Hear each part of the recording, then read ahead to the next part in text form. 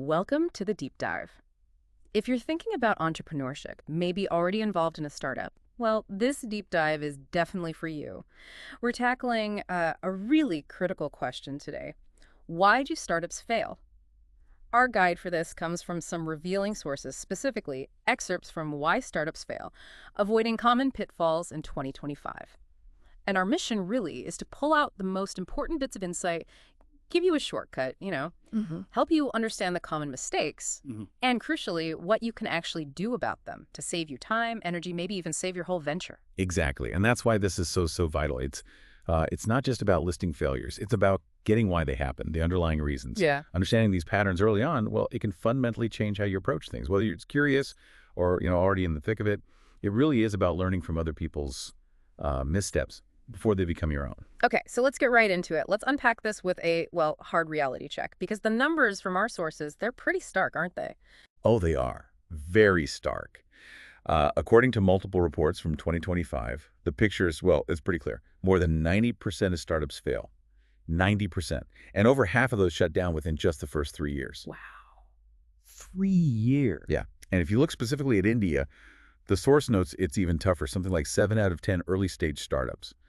They close up shop before even getting to Series A funding. Before Series A, that's often seen as the first big stamp of approval, right? It is. It's typically that first major institutional investment, Yeah. beyond maybe friends and family. It signals some external validation.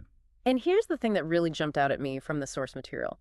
Even funded startups, we're talking companies with, 10 to 50 crores in the bank. Yeah. They're still shutting down. Yeah. And not just because the money ran out, but because of poor unit economics. What's that telling us? It's more than just cash flow, right? Absolutely. Yeah. It tells us that capital, while you need it, it's definitely not the cure-all. It's not a magic wand. It really highlights this fundamental gap between just raising money and actually building a business that works, that's sustainable.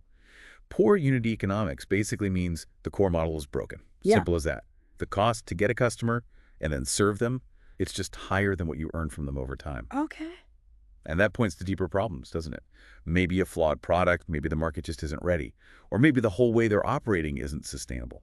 And no amount of funding can just, paper over those cracks forever. So it's, like you said, funding is fuel. But if the car's got a flat tire or maybe no engine, more fuel doesn't help. That's a great way to put it. More fuel just gets you nowhere faster, or maybe deeper into the ditch. Right. A sobering thought.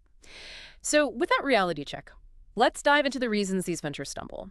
Our sources point to, the number one killer. Solving problems that don't exist. Founders building these cool products that nobody needs. They get obsessed with the idea itself, not the actual problem people have. Yeah, and what's really fascinating, or maybe alarming, is how often this happens without basic validation. The sources are pretty clear. Founders skipping the crucial steps, like no real user interviews, no testing an MVP, a minimum viable product, not even setting up a simple wait list to see if anyone's actually interested before building. Just jumping straight to building the cool thing. Exactly. And the sources give examples, right? Fancy AI apps with no retention, users try it once, never come back. Or these over-engineered D2C products, direct-to-consumer, that solve what the source calls first-world problems. First-world problems, meaning minor inconveniences rather than real pain points. Precisely. Stuff that's maybe annoying, but not something a large group of people are desperate to fix. And often it comes from, the founder's own passion. They fall in love with their solution, their idea. Instead of deeply understanding the customer's problem, it becomes an echo chamber. So the key tip from the source here is incredibly sharp and worth repeating. Before you code anything, validate the pain. If no one is losing sleep over the problem, you're not solving anything. Period. Validate the pain. That's huge. And, okay, when founders skip that crucial step, where does the energy go instead? Our sources point to another big one, chasing funding, not customers. And it really feels like, the perception is everyone wants to be on Shark Tank, but no one wants to actually go out and sell to their first 100 users.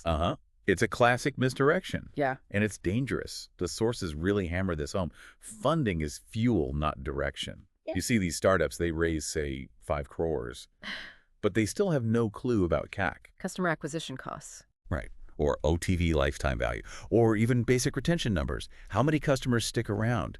Funding without a clear path for how you're going to get and keep customers sustainably, Well, it just accelerates the flaws in the model. And there was a stark example in the source, wasn't there? Yes. Startup X raised $1 million, spent 60% of it on ads. 60%? Yeah, huge chunk on ads. But no retention. Customers didn't stick. Result, shut down in 14 months. Wow, 14 months. That's incredibly fast to burn through $1 million and fold. It is. It shows that just pouring money into ads without fixing the core product or value is just burning cash. So the key isn't just getting the check. It's having that validated plan for how every single rupee drives actual customer value, right? The counterintuitive tip seems to be build traction with real users first. Get people using it, loving it, paying for it. Then funding becomes a growth tool, not a crutch. Exactly right. Traction is your proof. It validates that you've actually solved a real problem people care about. And that's far more compelling to investors, frankly, than just a slick pitch deck about an idea. It shows you've built something real. Okay, traction first. Makes sense. Now let's shift gears a bit to the more human side of things. Our sources highlight something many founders know all too well. Startups don't die because of competition. They die because the founders break. The source mentions 14-hour days, constant uncertainty, maybe no salary for months.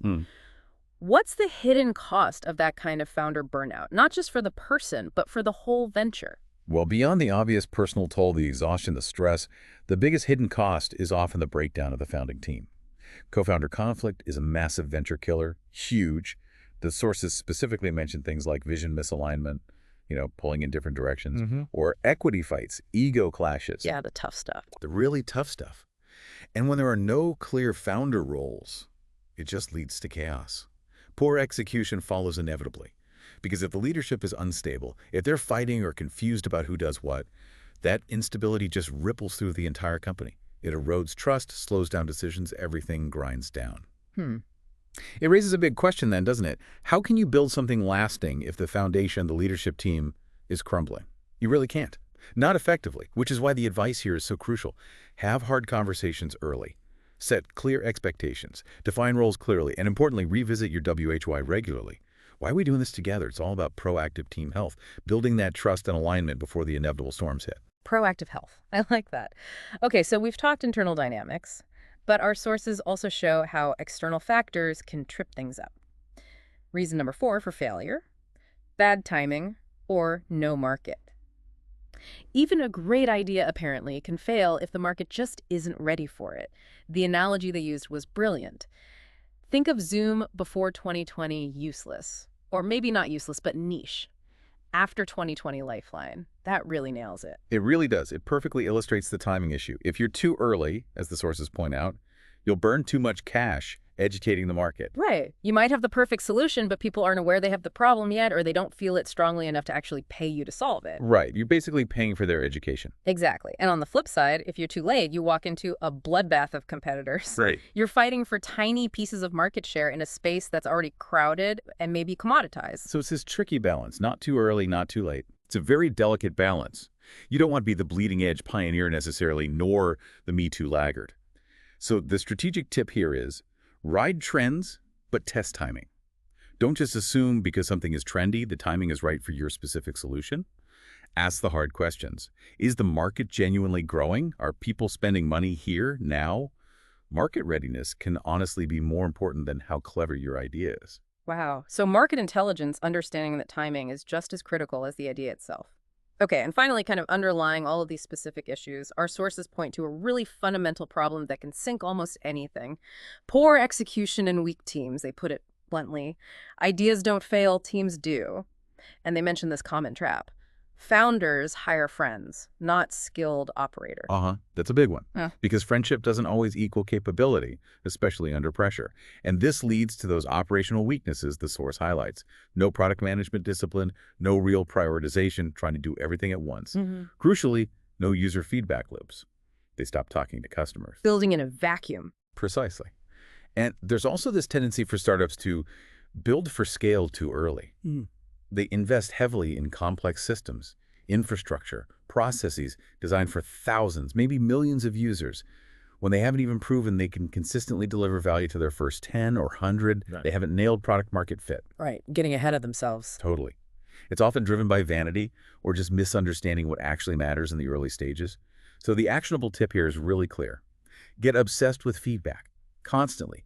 Iterate fast. Make changes based on that feedback. And critically, hire people better than you early. Don't be afraid to bring in expertise. Because a strong team that executes well, they can make even an average idea work. But a weak team, they can fumble even a brilliant concept. Okay, so we've dissected all these common ways things go wrong: the lack of validation, chasing funds over customers, founder issues, bad timing, poor execution. So for you listening, what should you actually do differently in, say, 2025 and beyond? It feels like there are some really practical takeaways here. Absolutely. We can definitely systematize the advice from these sources into key actions. First, solve a real pain point. Not just something you think is cool, something people genuinely struggle with. Second, launch fast, validate faster. Get something out there, even if imperfect, and test it with real users immediately. Don't wait. Third, track your numbers early. Know your CAC, your LTV, your retention. Understand your unit economics from the beginning. Know the business fundamentals. Yes. Fourth, build a strong, honest team. People who are skilled, aligned with the vision, and importantly, not just yes men. People who will challenge you. Fifth, talk to your users weekly, at least. Don't lose that connection. Don't build in that bubble we mentioned. And finally, number 6, don't chase virality, chase value.